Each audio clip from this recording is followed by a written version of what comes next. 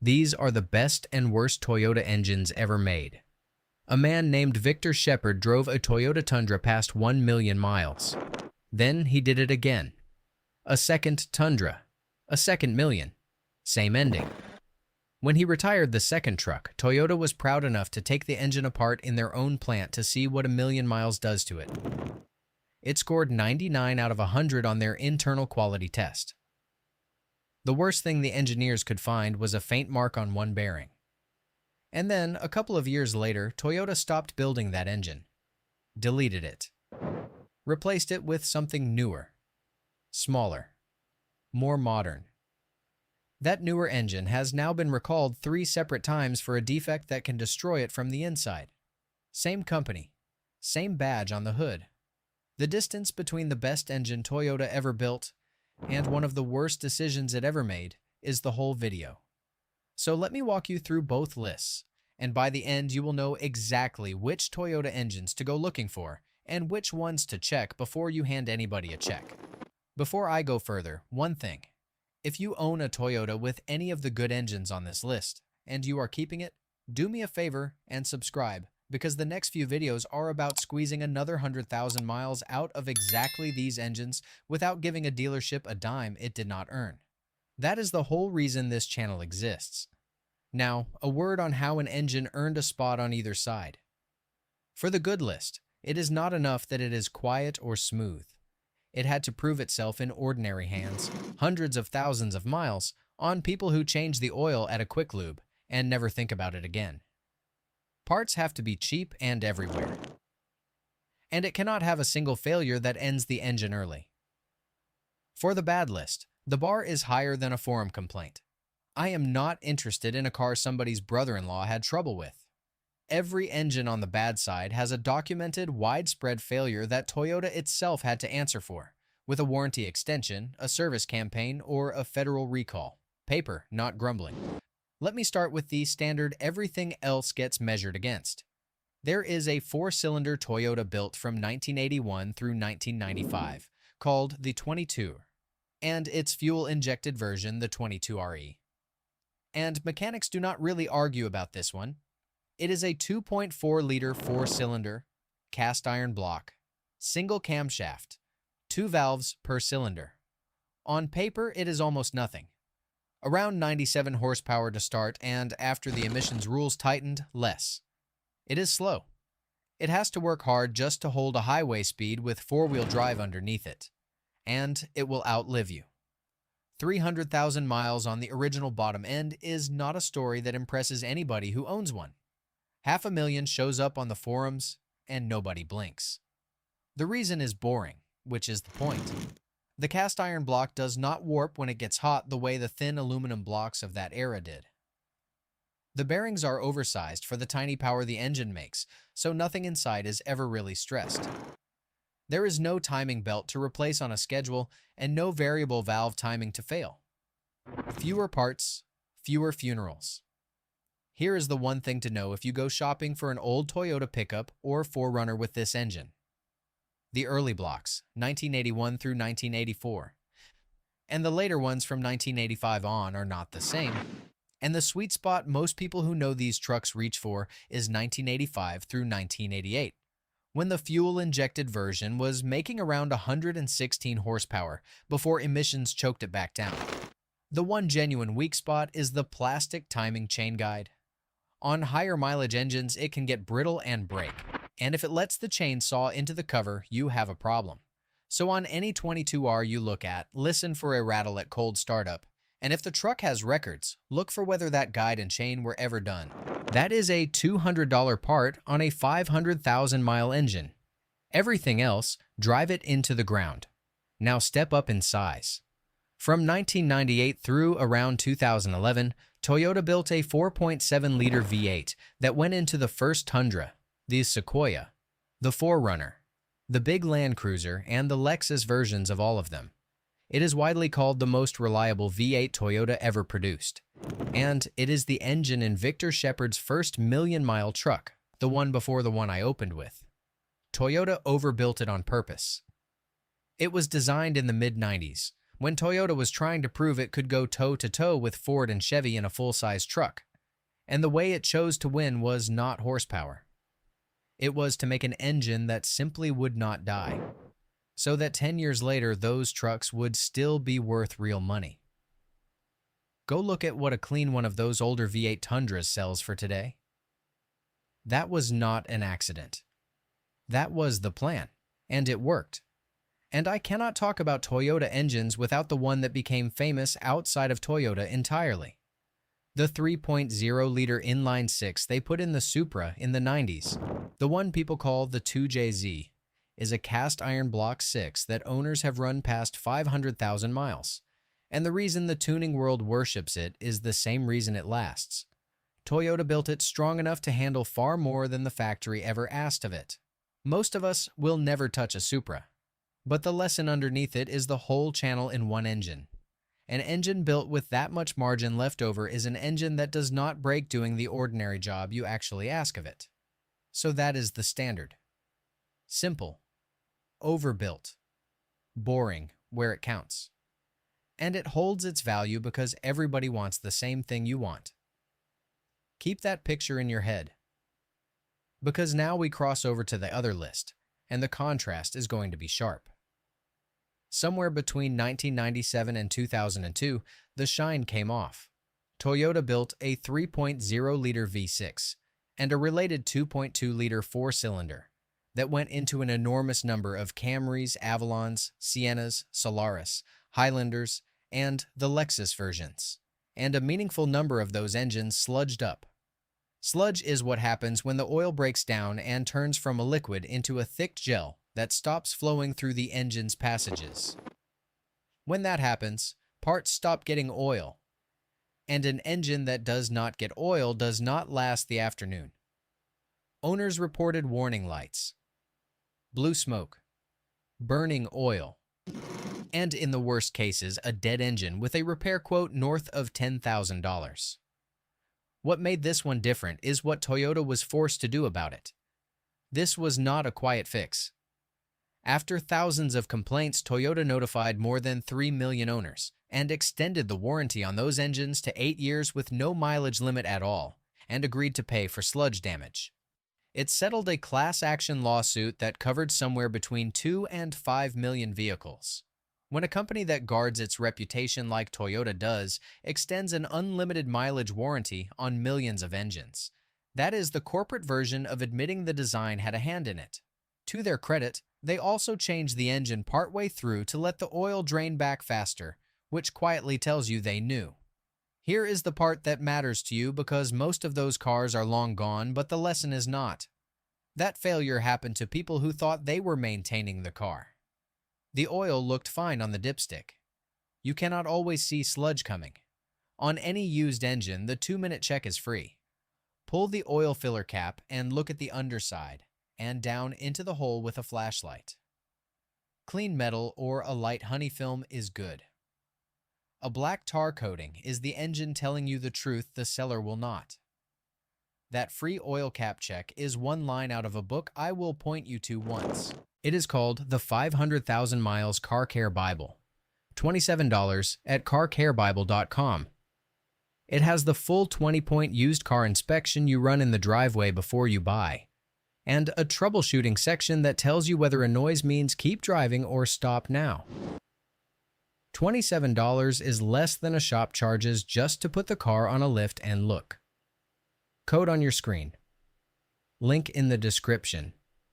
Or type the address in yourself. Now back to the list.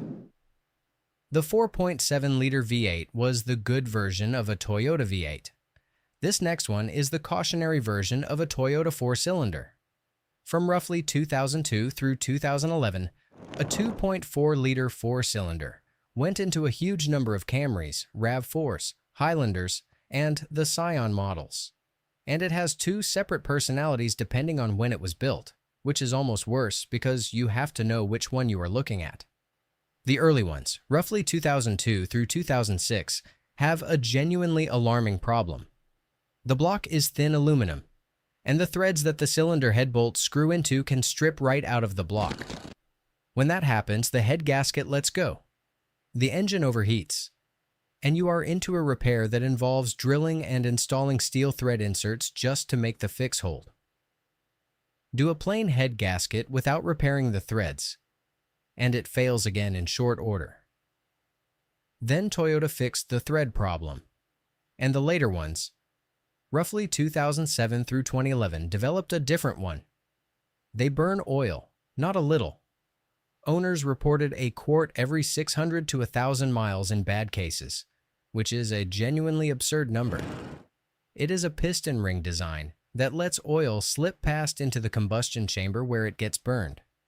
Toyota issued a service bulletin, and under the powertrain warranty, would replace the pistons and rings on engines that failed an oil consumption test. So here is your verdict on that engine. And it is specific. If you are looking at one of these, the model year tells you which failure you are gambling on. The safer bet by a wide margin is the 2.5-liter that replaced it, which does not strip threads and does not drink oil the same way. And on any 2.4 you do consider, a single question settles it. Ask the seller how much oil it uses between changes. If they do not know, that is your answer. Same story, smaller engine. From 1998 through about 2005, the 1.8-liter four-cylinder in the Corolla, Matrix, Celica, and the Pontiac Vibe burned oil for the same basic reason: a piston ring and drain hole design that clogged and let oil slip by. On the worst of them, a quart every 600 to 1,500 miles. Toyota revised the pistons and rings around 2005. And the engines from about 2006 on are a different, better animal that will run to 250,000 miles without much drama. The engine itself is not fragile. Millions of them are still running. It is purely a question of which side of that 2005 line the one in front of you was built on, and whether the ring work was ever done. Now, I want to be fair, because this channel is not here to swing at a badge for sport. The enemy was never Toyota. The enemy is spending money you did not have to spend. And sometimes a genuinely great engine has one specific thing that can bite you, and knowing it is worth more than a whole review. Toyota built a 3.5-liter V6 starting in the mid-2000s. That is, by almost every measure, one of the best V6 engines anyone has made. It won a spot on the industry's 10 best engines list more than once. It went into everything from the Camry to the Avalon to the Highlander to the Sienna to the RAV4. And it routinely runs past 200,000 miles with nothing more than fluids and a water pump along the way. But the early ones, mainly the 2007 and 2008 build dates, have one part that can end the whole engine, and it is a stupid little part. The oil line that feeds the variable valve timing system has a section of rubber hose spliced into the middle of it. That rubber degrades, and when it lets go, it dumps the engine's oil out fast, sometimes in under a minute, sometimes with no warning light in time to save it. People lost otherwise perfect engines to a rubber hose. Toyota ran a service campaign on it. The catch, and this is the part I want you to hear, is that the replacement they handed out for years was another rubber hose. And there are reports of those failing too. The real fix is the full metal line, the same one Toyota was already using on the newer engines and the Lexus versions. So if you own or you are buying one of these early 3.5 V6 models, this is the one thing to check. And if I only get to tell you one sentence, this is it. Find out whether it has the all-metal oil line. If it still has any rubber in that line, get the metal one on it. That is a cheap part standing between you and a dead V6 that did not have to die. Everything else about that engine is worth owning. If you are getting value out of these, this is the point in the video where it helps me most if you subscribe, because the specific defect checks like that rubber oil line are exactly what I dig up for every engine. And it is the difference between buying a great car and buying a grenade. Which brings us to the modern one, the one I opened with. When Toyota redesigned the Tundra for 2022, it retired the big V8 and replaced it with a 3.4-liter twin-turbo V6. On paper, it is more power and better fuel economy, and that sounds like progress. In practice, it has been recalled 3 separate times for the same underlying problem.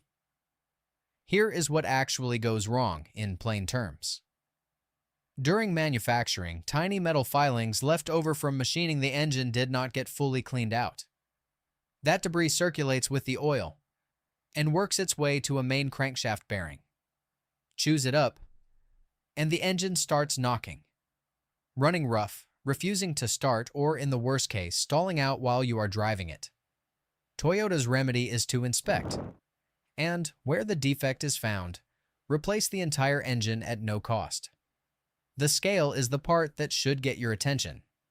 Across the 3 recalls, more than 270,000 trucks and SUVs are involved, covering the 2022 through 2024 Tundra and the related Lexus models, and Toyota has already replaced well over 70,000 engines. That is not a rounding error. That is Toyota, the company whose entire brand is built on this exact thing not happening, replacing engines by the tens of thousands. Some independent teardowns have even questioned whether debris is the whole story or whether there is a deeper issue with how that bearing is loaded, but the debris explanation is Toyota's, and either way, the truck is in the shop. So, what do you do with that if you are shopping? There is one detail worth holding on to here. Toyota tightened up the engine cleaning process at its Alabama plant at the end of 2022. So the very earliest trucks, built through late 2022 and into early 2023, are the ones the first recall leaned on hardest. That does not make a later truck automatically clean, which is why later recalls kept widening the net. But it tells you where the risk is concentrated. If you are looking at a used 2022 through 2024 Tundra, checking the vehicle identification number against the recall is not optional, and I would go one step further. Ask for documentation that the engine was inspected or replaced in writing. A truck with a fresh factory engine and the paperwork, to prove it is arguably a safer buy than one that has not been looked at yet. One quiet detail worth knowing: the hybrid version of that truck was excluded from the recalls, though it uses the same basic engine, so nobody is promising it is immune forever. Document everything. Keep your oil change receipts, and if it ever knocks, get it to a dealer and make them write it up against the recall. Now let me crown the best one, because I have been circling it since the first sentence. The single best engine Toyota ever built. The one I would tell you to go find if you want a Toyota that will genuinely outlast you is the 5.7-liter V8 that lived in the Tundra, Sequoia, Land Cruiser, and Lexus from 2007 through 2021. 381 horsepower, 401 pound-feet of torque, and reliability that reads like fiction. Before it ever went on sale, Toyota ran it through more than 800,000 miles of durability testing. They X-rayed the blocks to catch flaws in the casting. And it is the engine in Shepard's second million-mile Tundra, the one that scored 99 out of 100 after 1,000,000 miles of real use. It is not perfect, and I would be lying if I said so.